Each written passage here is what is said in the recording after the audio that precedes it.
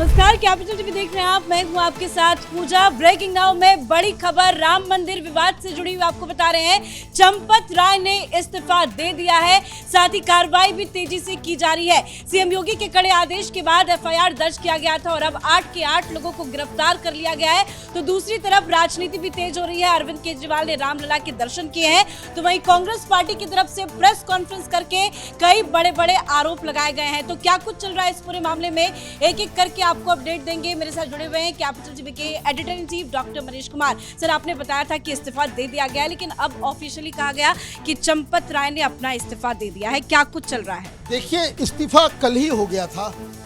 अभी खबर आ रही है क्योंकि उनके सामने एक ही ऑप्शन दिया गया था, क्योंकि मामला ये प्रधानमंत्री कार्यालय तक पहुंच गया। और इसकी पूरी डिटेल मैं आपको बताऊं कि क्या हुआ, पर्दे के पीछे क्या हुआ।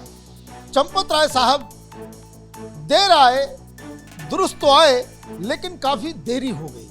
चंपत राय साहब को अगर जब ये सवाल उठा और आपने कुछ लोगों को पकड़वाया और उसके बाद ये कहा कि एसआईटी की जांच होनी चाहिए, उसी वक्त इनको इस्तीफा दे देना चाहिए था कि मैं इस वक्त इस्तीफा दे रहा हूं, जब तक ये जांच चल रही है तब तक जो है मैं यहाँ पे नहीं हूँगा।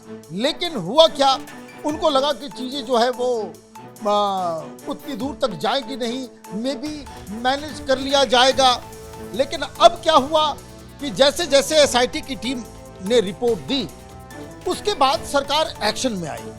8 लोगों को के ऊपर एफआईआर करने का फैसला किया गया और साफ साफ ट्रस्ट को यह बताया गया कि ये सारे लोग जिनके खिलाफ हम कर रहे हैं, आदर ये आपके क्लोज हैं या फिर आपके द्वारा अपॉइंट किए गए लोग हैं।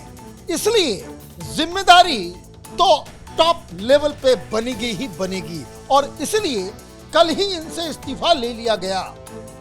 अभी ब्रेकिंग न्यूज चल रहा है कि भाई इस्तीफा हो गया, इस्तीफा हो गया। इस्तीफा हुआ नहीं, इस्तीफा लिया गया है।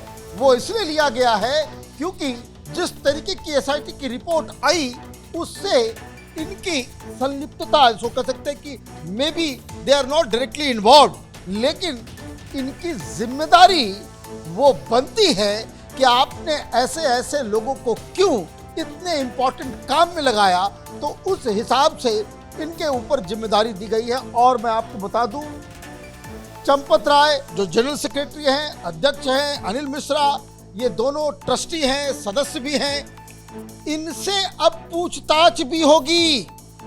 एसआईटी के सामने अब इनको पेश भी होना होगा। एसआईटी इनसे पूछताछ भी करेगी। कारण क्या है? कारण मैं आपको बताऊं, 3-4 चीजें। जो 8 लोग जो जिनके खिलाफ किया गया है, कौन लोग हैं? एक राम शरण यादव, वो जो टिन्नू यादव जिसको कहते हैं कि ना, टिन्नू यादव, ये कौन है?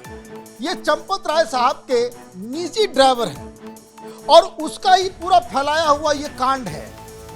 उसने ही मनीष यादव को जो है वहां पे काउंटिंग में काम में लगवा दिया, सेवादार बना दिया, दैनिक कर्मचारी बना दिया और ये सारे लोग मिलकर के वहां पे 1-2 का 4, 4-2 का 1 कर रहे थे। सुभाष श्रीवास्तव जो बैंक अधिकारी हैं, उनका काम था कि जो बैंक से जो गिनती, और मोडस ऑपरेंडी क्या था? मोडस ऑपरेंडी बड़ा ही सिंपल था कि आप 100 की गड्डी बना रहे हो, उसमें जो है 125, 150 आपने डाल दिया नोट्स, और आपने दिखाया कि भाई इतनी गड्डियां जा रही हैं। और ये बैंक में जब काउंटिंग होती थी तो उससे जो है वो वहां से पैसे जो है निकाल लिए जाते थे। लवकुश मिश्रा ये मंदिर का मुख्य कर्मचारी है, जिसके ठिकाने पे बहुत भारी जो 90 लाख रुपए जो मिले, कोई मतलब वो गोबर के अंदर से मिला है ना, ये वही भाई साहब है। इनके खिलाफ भी एफआईआर किया गया है। अनुकल्प मिश्रा मंदिर का सेवेदार है, दैनिक कर्मचारी है। इन सारे लोगों को आपने अपॉइंट किया, आपने रखा, किस आधार पर रखा?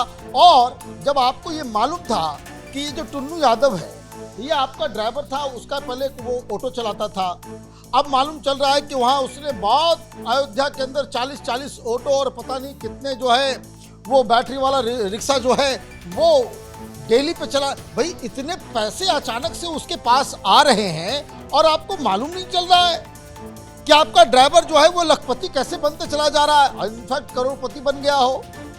अविनाश शुक्ला ये भी मंदिर का सेवेदार है, करुणेश पांडे, रामाशंकर मिश्रा, ये 8 लोग हैं जिनके ऊपर एफआईआर दर्ज हुआ। एफआईआर भी दर्ज हुआ, इनकी गिरफ्तारी भी हो गई। जब गिरफ्तारी करके जो उसे पूछताछ, और मैं आपको बता दूं आज मुहर्रम है, आज कोर्ट बंद है, लेकिन फिर भी वो टेम्पररी जो अरेंजमेंट होता है कोर्ट का, मजिस्ट्रेट के सामने अब से कुछ देर बाद उनको पेश किया जाएगा, पुलिस कस्टडी ली जाएगी और वो पूछताछ में कई सारी कस्टडी में बहुत सारी चीजें जो है वो खंगाली जाएगी, पूछताछ जाएगी। लेकिन चंपत राय का आपने जिक्र किया, नो डाउट एक प्रेशर था उनको लेकर, कई सारे आरोप लगा रहे थे, तो उन्होंने इस्तीफा तो दे दिया, या कहे इस्तीफा देना पड़ा या इस्तीफा लिया गया। लेकिन क्या ये जांच की आंच चंपत राय तक पहुंचेगी? सिर्फ पूछताछ तक में ये मामला सिमट जाएगा, या जो बाकी के लोग जो आरोप लगा रहे हैं कि सब चंपत राय की मिलीभगत है, क्योंकि टिन्नू यादव उनके काफी करीबी रहे हैं, तो ऐसे में क्या चंपत राय के खिलाफ कुछ बड़ा एक्शन हो सकता है? देखिए, किसी को छोड़ा नहीं जाएगा। इस बीच एक बड़ी घटना भी घटी। प्राइम मिनिस्टर दफ्तर में कुछ लोगों ने इसकी शिकायत की और चंपत राय साहब से मांगा गया कि भाई हमें सारा अकाउंट्स वगैरह दो, कागजात वगैरह जो मांगा गया। चंपत राय ने नहीं दिया, कहा हवाला ये दे दिया कि भाई एसआईटी की जांच चल रही है इसलिए हम नहीं दे सकेंगे। घंटी तो उसी समय बज गई, घंटी उसी समय बज गई। और मैं आपको बता दूं, नया सीईओ जो है वो अपॉइंट होने जा रहा है। ये जो ट्रस्ट में जितने भी लोग हैं, कुछ की देहांत हो गया है, कुछ लोग नहीं हैं, नया ट्रस्ट बनाया जाएगा। ये भी आप समझिए कि ये ब्रेकिंग न्यूज कैपिटल टीवी पे आ रहा है कि नया ट्रस्ट को बनाया जाएगा वहां पे, और सारे लोगों को हटाया जाएगा, क्योंकि इसमें सारे लोग अगर इन्वॉल्व नहीं हैं तो जानकारी होनी चाहिए थी। आप वहां मलाई चाटने के लिए ट्रस्ट में थोड़ी बैठे हुए हो।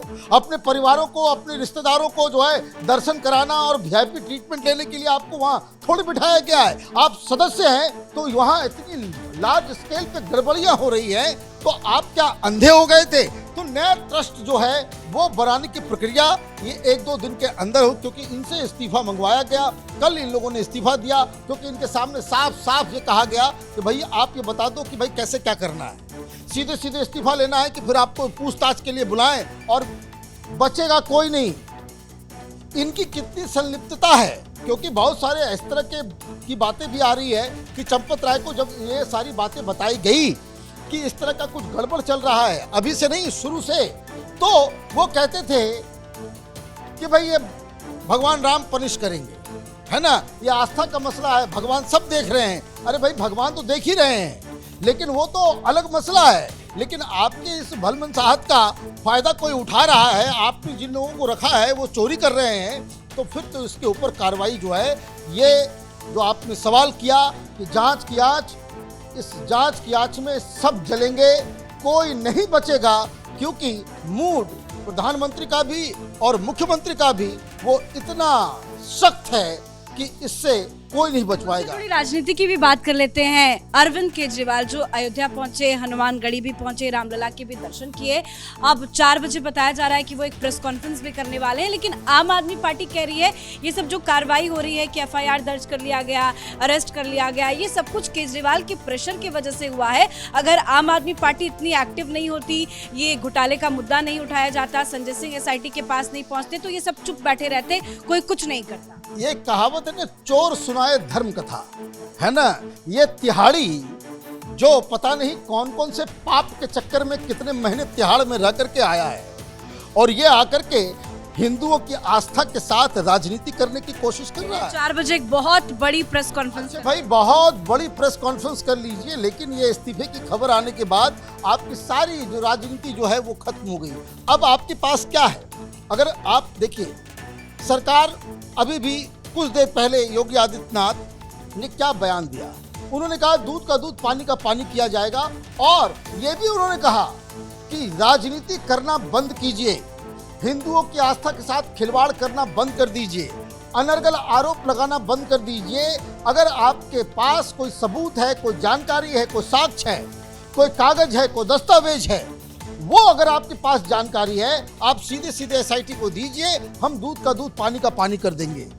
टारगेट वहां था कि चंपत राय और ट्रस्ट के लोग इस्तीफा देंगे या नहीं देंगे, वो इस्तीफा हो गया है। अब इस्तीफा हो जाने के बाद राजनीतिक तौर पे जो कुछ भी हो रहा था उसमें विपक्ष का जो असर है वो कमजोर पड़ गया, क्योंकि अब ये तो कोई नहीं कह सकता कि भाई लोगों को बचाया जा रहा है। अब तो ये नहीं कहा जा सकता भाई कहीं गड़बड़ी हो सकती है, कहीं भी कुछ हो सकता है। The point is how the government is reacting.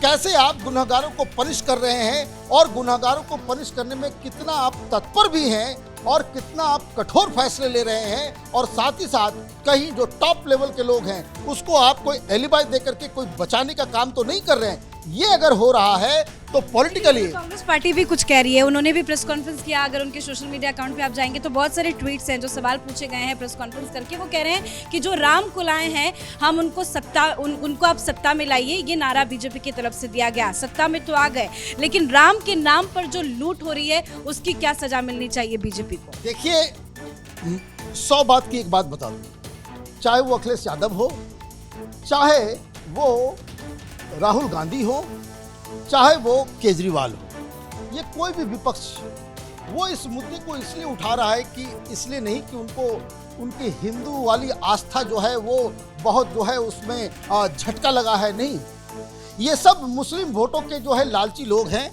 ये इस बात को उठा रहे हैं कि देखो मस्जिद तोड़ के तुमने बनाया था मंदिर और क्या वहां पे हो गया।